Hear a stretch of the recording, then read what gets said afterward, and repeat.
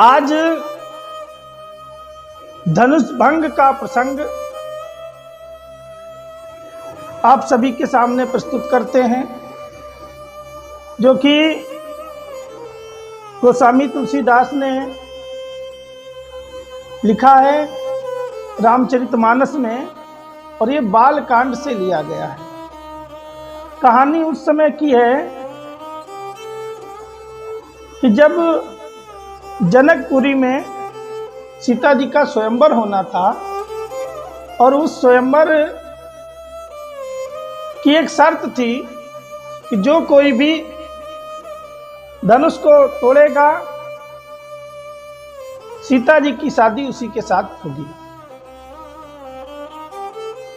राजा जनक की इस घोषणा को सुनकर के देश देश के राजागण जनकपुरी में उपस्थित हुए। उसी दिन अपने गुरु के साथ प्रभु श्री राम और मैया लक्ष्मण भी जाते हैं उस आयोजन में शामिल होने के लिए। तो जब बड़े बड़े राजा लोग धनुष तोड़ने के लिए आगे बढ़े, परंतु उस धनुष को तोड़ने का तो दूर रखो, उसे हिला भी नहीं पाए। तब उनके गुरु ने प्रभु श्री रामचंद्र जी को आदेश दिया कि आप आगे बढ़ें और धनुष का खंडन करें।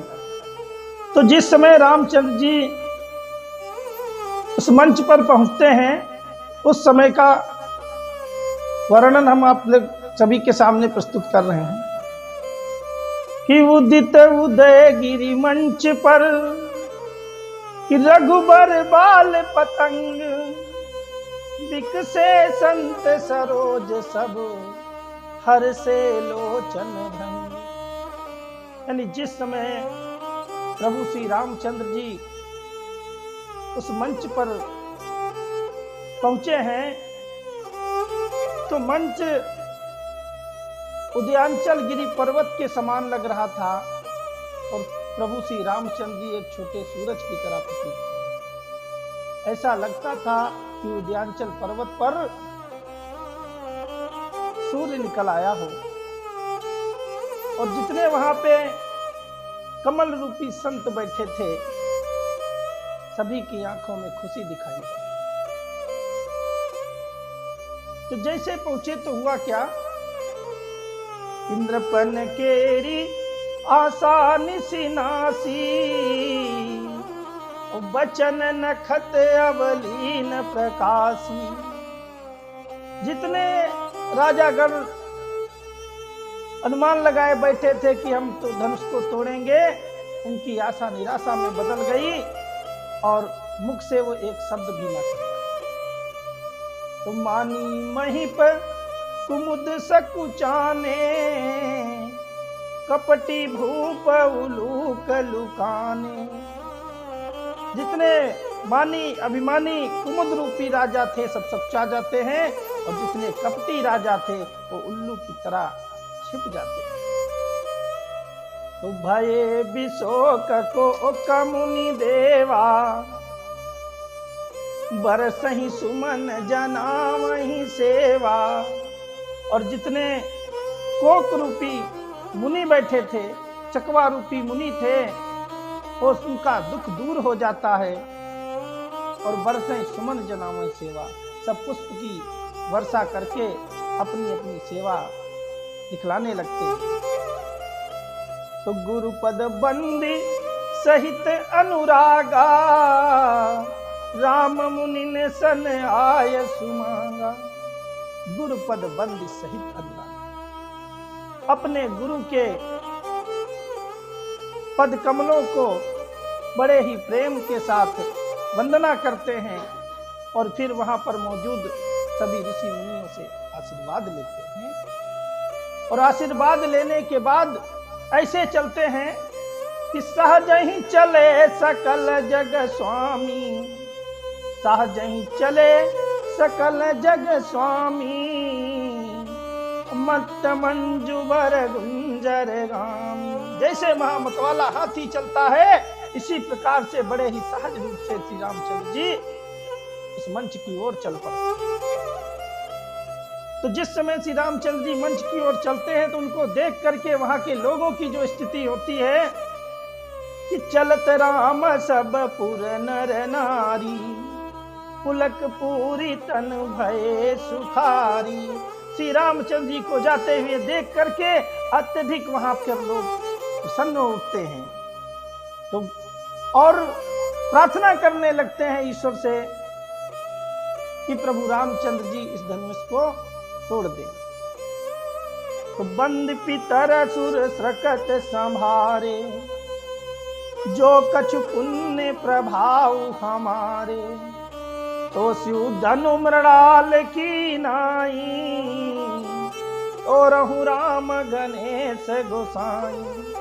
वहां पर जो सज्जन लोग बैठे होते हैं सब अपने अपने पुरखों का, पूर्वजों का स्मरण करने लगते हैं और कहते हैं अगर हमने पिछले जन्म में कोई पुण्य काम किए हो तो ये जो शिव जी का धनुष है ये कमल की नाल के समान हो जाए और हे गणेश भगवान प्रभु श्री रामचंद्र जी इस धनुष को खंडन कर डाले।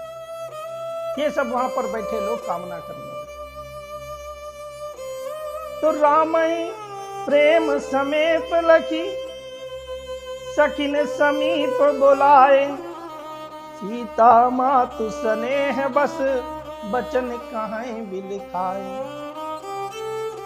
तो राम वहां पर बैठी सीता माता जी की जो मां है वो श्री रामचंद्र जी को बड़े ही स्नेह से देखती हैं, फिर अपनी सखियों को अपने पास बुलाती हैं और अपनी सखियों से कहने लगती हैं। उनको शंका होती है कि बड़े बड़े लोग हार गए, ये छोटे छोटे राजकुमार इस धनुष को क्या हिला पाएंगे। तो उस शंका से व्याकुल होकर के सीता जी की मां सखियों को पास बुलाती हैं और कहने लगती हैं कि सखी सब गौतुक देखी निहारे, ज्यों कहावत ही तू हमारे, को न बुझाई कहीं गुरु पाही, ये बालक सिहठी भली नाही। कहने लगी कि सब हमारे हितैषी यहाँ पर बैठे हुए हैं और सब कौतुक बने हुए हैं, अरे कोई ये नहीं कहता कि इन बालकों को समझाए कि इस उम्र में ऐसी हट करना, ऐसी जिद करना ठीक नहीं होता है, कि उनके बस का काम नहीं।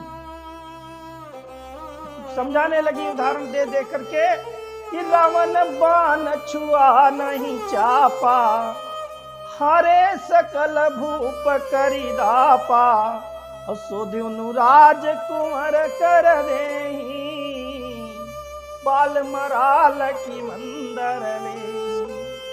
कहली जहां बड़े बड़े योद्धा रावण बाणासुर इन लोगों ने धनुष को छुआ तक नहीं और सारे राजागण प्रयास कर करके हार गए, उस धनुष को इन राजकुमार के हाथ में दे रहे हैं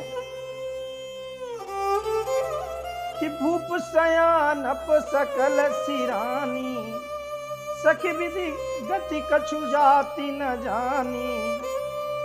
कि भूप सयान अप सकल सिरानी, कि जितने यहाँ पर राजागण बैठे हुए हैं सब राजा के भय के कारण कुछ बोल नहीं रहे हैं, लेकिन ब्रह्मा विधि ने क्या लिखा है उसकी लिखावट को कौन जान सकता है। पता नहीं क्या होने वाला है। जब सीता जी की माँ की ऐसी बातें उनकी सखियां सुनती हैं तो एक सखी बोल पड़ती है। क्या कहती है कि बोली चतुर सखी मृदुवानी, बोली चतुर सखी मृदुवानी, ये जवंत लघु घनई नारानी। कहने लगी कि हे रानी अपना संशय छोड़ो, तेजस्वी पुरुषों को छोटा होने पर भी छोटा नहीं गिनना चाहिए। वो भी कुछ उदाहरण देकर समझाने लगती है। कहती है कि कहाँ कुंभज कहाँ सिंधु अपारा, सो से सुजस सकल संसारा, रवि मंडल देखति लघु लागा, उदयता सुत्रिभुवन तम भागा। कहने लगी कि कहाँ ऋषि, कुंभज ऋषि, कहाँ अपार सागर। वो एक घूंट में सारा सागर पी गए थे।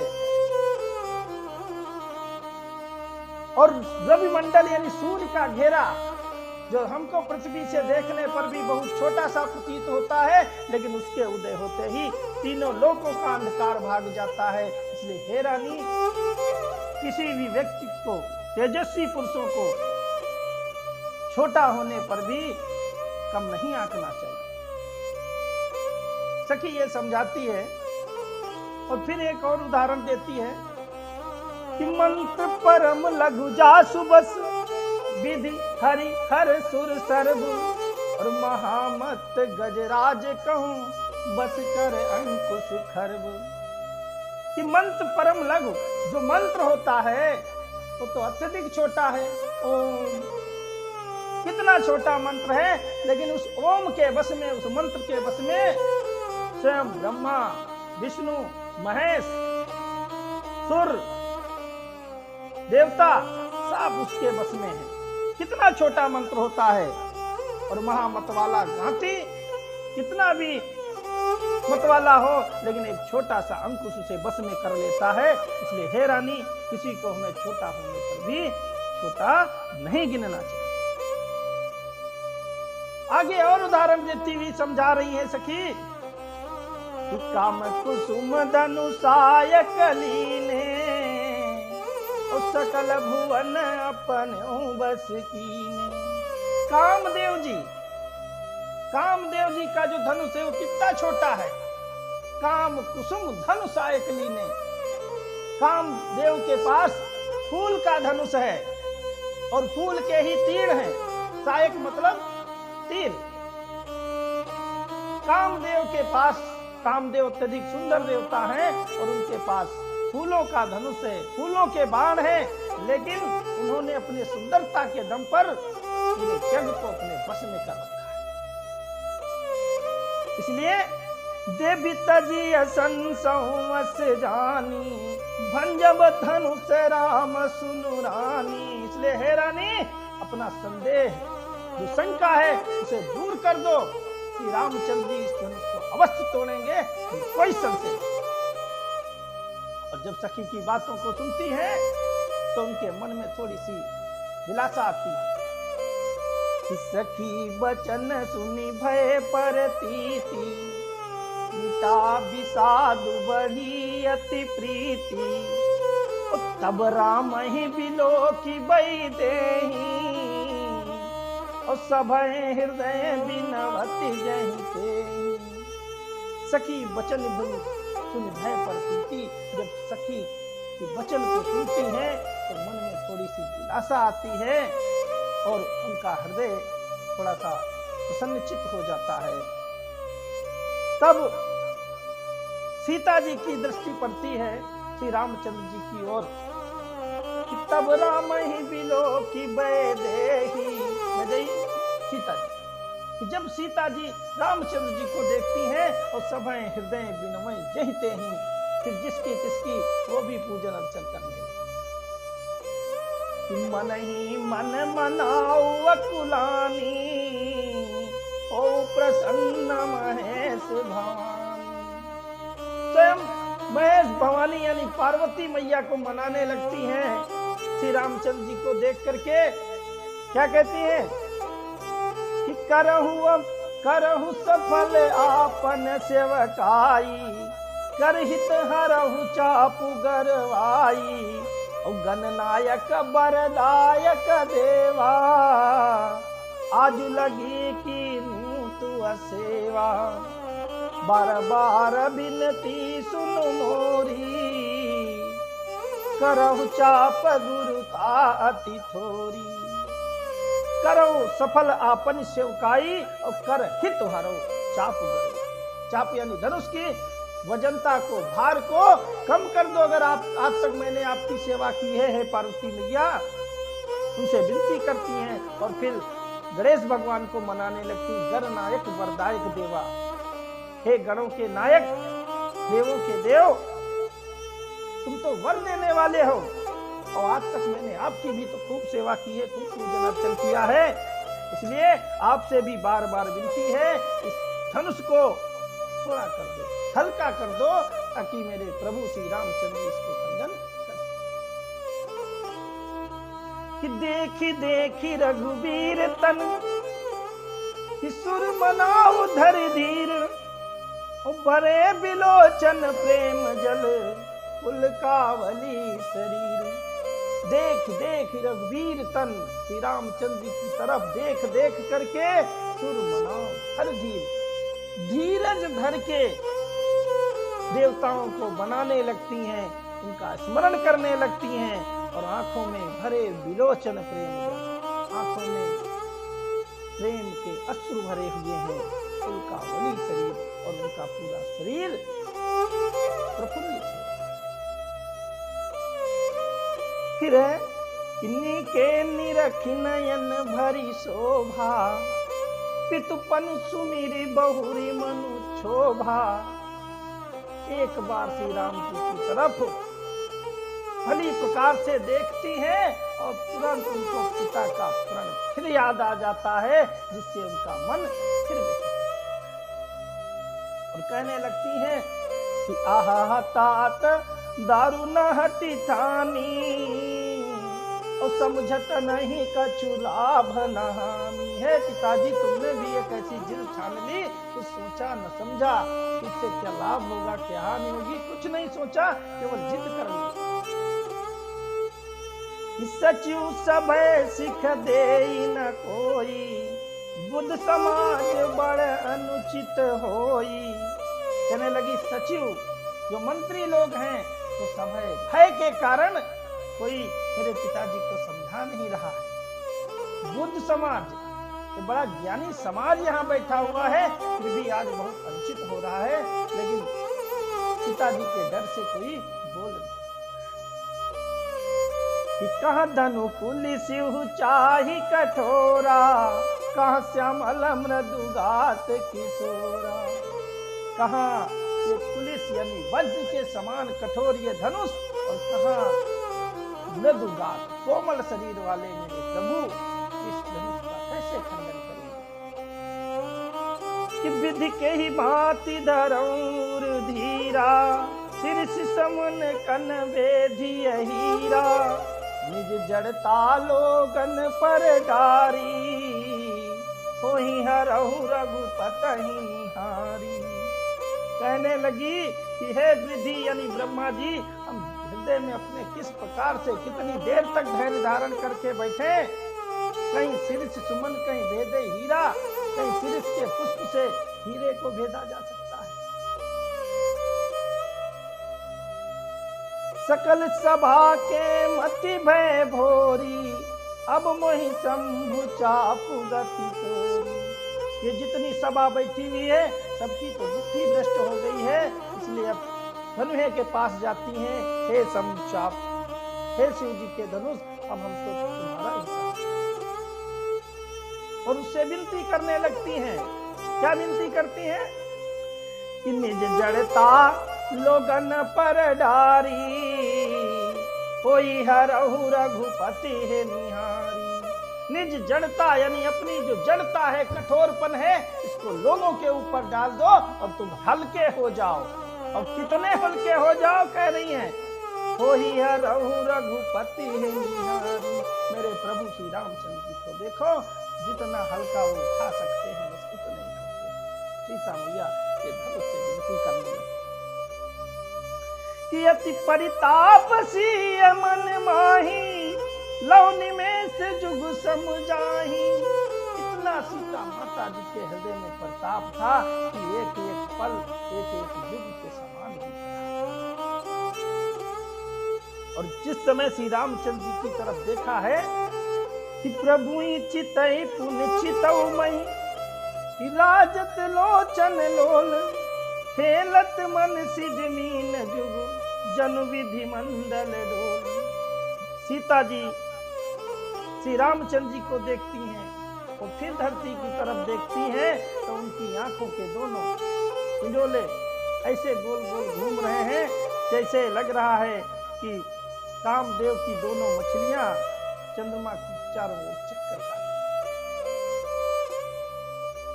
और सीता जी कुछ कहना भी चाहती हैं तो कह नहीं पाती हैं, क्योंकि उनके ऊपर गांव की जो बेटियां होती हैं,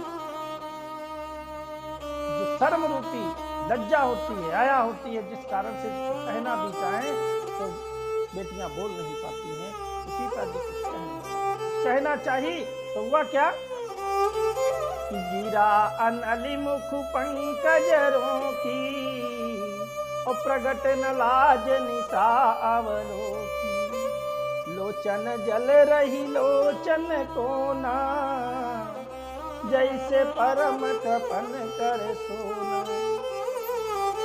मुख से कुछ कहना चाहिए लेकिन लज्जा रूपी रात थी उनपे, जिस कारण वो कुछ नहीं कह पाई। आंखों के आंसू उनकी आंखों में ही बहकर रह गए, जिस प्रकार से महाकंजूस का सोना उसके घर में पड़ा। और जब थोड़ा सा सच्चाई सकुची व्याकुलता बड़ी जानी, उधर धीरज प्रतीत उर आनी। थोड़ा सा सच्चा गई, ज्यादा व्याकुलता बढ़ी तो धर के धैर्य धारण करके हृदय में बैठ गई और क्या कहने लगी कि तन मन वचन मोर अपन साचा, रघुपति पद सरोज चितुराचा। कि तन मन वचन मोर अपन साचा, और रघुपति पद सरोज चितुराचा।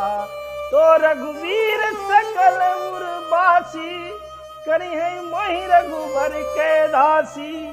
कहने लगी अगर तन से मन से मेरा पण सच्चा है और मेरा हृदय श्री रघुवीर जी के चरणों में अनुरक्त है, तो भगवान जो है वो हर किसी के दिल में बसने वाले हैं। मुझे अवश्य ही श्री रामचंद्र की दासी बनाए।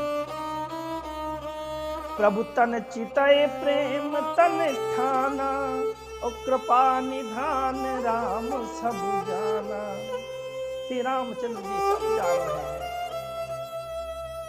किसी ही बिलो की तक्यौ धनु कैसे, चितौर गरुण लघु व्यालहि जैसे। सीता जी की तरफ देखा, उनकी व्याकुलता को देखा, उनकी बेचैनी को देखा, और फिर धनुष की तरफ ऐसे देखते हैं जैसे गरुड़ किसी सर्प की ओर। इस प्रकार से शत्रु की तरह श्री रामचंद्र जी धनुष की तरफ।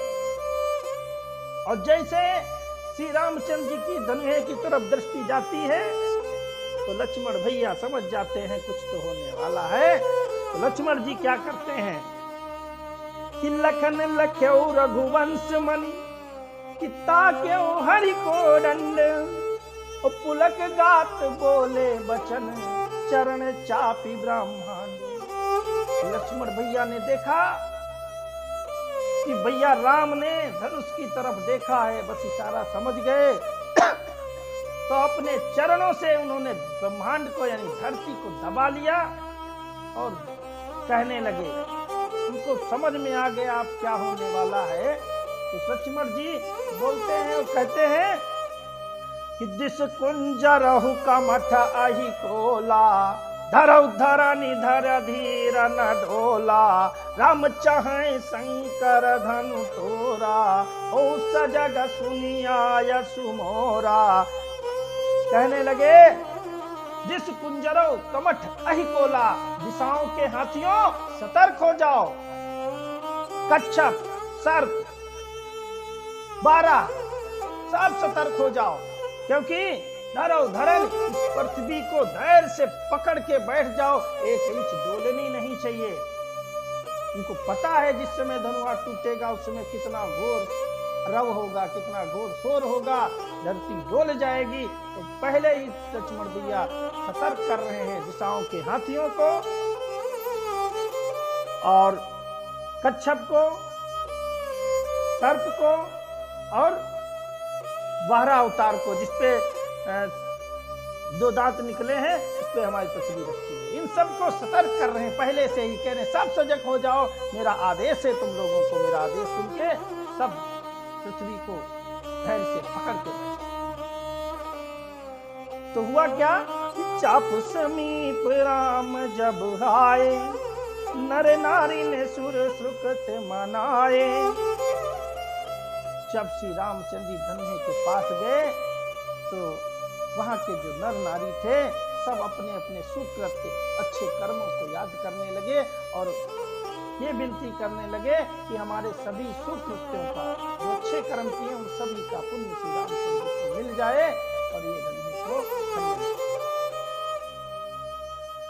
और धनुष पर क्या क्या पहुंच गया कि सब कर संसहु अरु अज्ञानु, मंद महीपन कर अभिमानु, रघुपति केरी गर्भ गरुआई, सुर मुनि बरन केरी कदराई।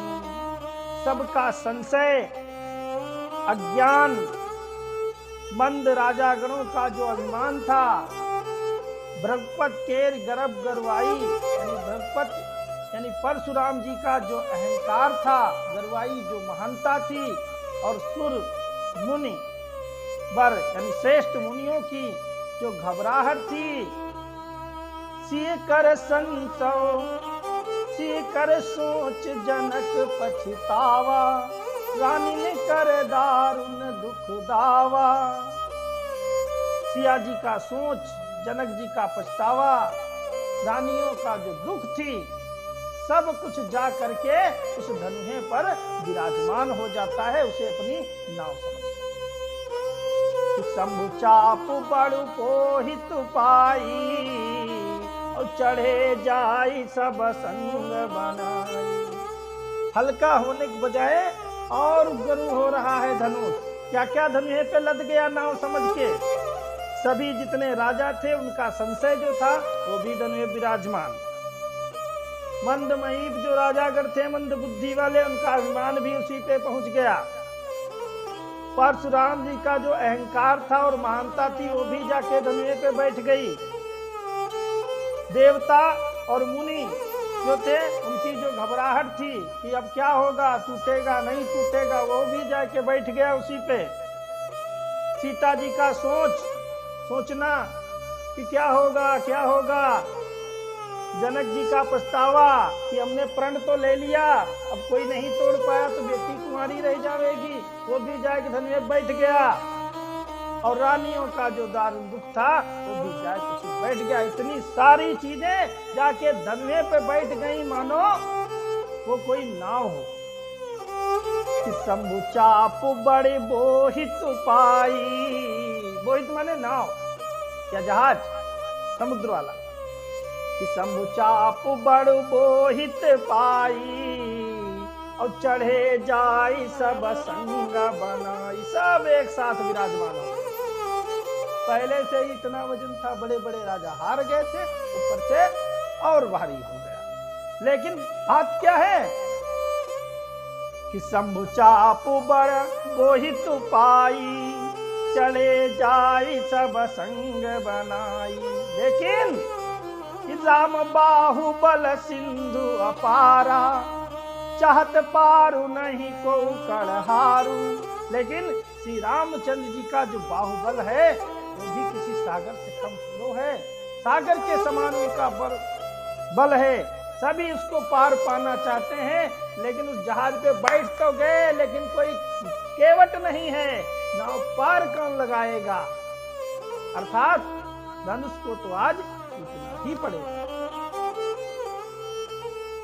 कि राम बिलो के लोग सब चित्र लिखे से देखी, चितैसी ये कृपयायतन जानी विकल विशेष। राम बिलो के लोग सब, राम ने सबकी तरफ देखा तो सब ऐसे सन्नाटा बांधे बैठे थे जैसे कि दीवानों पर तस्वीर लगी, चित्र लगे हों, ऐसे वहां की सभा में लोग बैठे थे। सबके अंदर सन्नाटा छा गया था। फिर श्री रामचंद्र जी ने सीता जी को देखा, और सीता जी को देखा तो अत्यधिक व्याकुल बैठी। तो देखी विपुल विकल भई देहि, निमस बिहाति कलप समतेहि। पुत्र से तिबारी बिनु जो तनु त्यागा, मुए करई का सुधा तड़ागा। सीता जी को जब व्याकुल देखा, उनका एक एक पल एक एक युग के समान बीत रहा था, तो श्री रामचंद्र जी ने कहा कि त्रिशति बार बिन जो तन त्यागा। कोई व्यक्ति प्यास के कारण अगर प्राण त्याग दे, तो फिर अगर उसे अमृत का कुआं भी दे दिया जाए तो उससे क्या फायदा है? अमृत का तालाब दे दिया जाए तो उससे क्या लाभ है? और का बरसा जब किसी सुखाने, समय चुके पुनि का पछताने। का वर्षा जब कृषि सुखाने, जब खेती सूख जाए उसके बाद चाहे जितना बरसे सब बेकार है। समय पे अगर काम नहीं आए तो बाद में पछताने से कोई लाभ नहीं। अस जिय जानी जान की देखी, प्रभु पुल के लखी प्रीति विसेखी। और गुरु ही प्रणाम मन ही मन कीना, अति लगाऊं उठाए धन लीना। अस जिय जान जान की देखी, जैसे जानकी के हृदय की ऐसी बातें देखी। और गुरुजनों को श्री रामचंद्र जी ने मन ही मन प्रणाम किया और अति लगाओ उठाए धन लीना। थोड़े ही समय में पलक झपकते ही धनुए को उठा लिया। लेकिन कब क्या कैसे हुआ कोई देख नहीं पाया। गोस्वामी तुलसीदास जी लिखते हैं कि लेते चढ़ावत खैंचत गाढ़े, काहू न लखा देखी सब ठाढ़े। और तेहि छन माम मध्य धनु तोरा, पूरे भवन रव घोर कठोरा। लेत चढ़ावत खैंचत काढ़े, यानी कब उठाया, कब खींचा, कब प्रत्यंचा चढ़ाई, कोई नहीं देखा। काहू न लखा देख सब ठाड़े, सब बैठे बैठ रहेंगे, खड़े खड़े रहेंगे, लेकिन कोई देख नहीं पाया। इतना पलक झपकते उन्होंने काम किया। और उसी बीच केवल शोर हुआ, तई छन राम मध्य धन तोरा। रामचंद्र ने धनुहे को तोड़ दिया और भरे भवन रव घोर कठोरा। और इतना तीव्र का शोर हुआ, इतनी जोर की आवाज हुई कि सब समझे ही नहीं पाए ये हुआ क्या है। तब एक छंद लिखते हैं गोस्वामी तुलसीदास जी कि पूरे भवन घोर कठोर, रव रवि बाजित जिमा रघु चले। चिकरहि दिग्गज ढोल मही, अहि कोल कूलम कलमले। सुर असुर मुनि कर कान दीनी, सकल विकल विचारहि। कोदंड खंड राम तुलसी, जयति वचन उचारहि। भरे भुवन घोर कठोर रहो, इतनी जोर का शोर हुआ कि रवि बाज सूर्य के जो घोड़े थे तजी मार्ग चले, रास्ते छोड़ करके भागने लगे।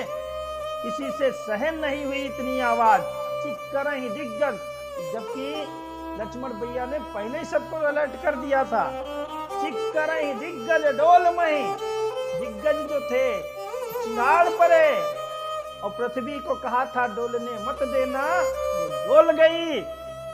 अहि कोल कूलम कलमले, और जितने सांप कच्छप वाराह थे तिलमिला उठे।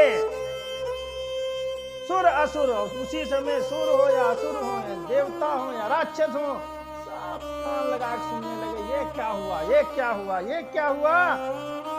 और सब विचार करने लगे कि आखिर शोर काहे का था। कोदंड खंडे राम, कोदंड यानी धनुष को श्री रामचंद्र जी ने तोड़ दिया। ऐसा जब जान पाए तो सभी जयति वचन उच्चारणी, सब श्री रामचंद्र जी का जयगान करने लगे, जय जय बोलने लगे। और ये था धनुष भंग की कहानी। बोल सियापति रामचंद्र की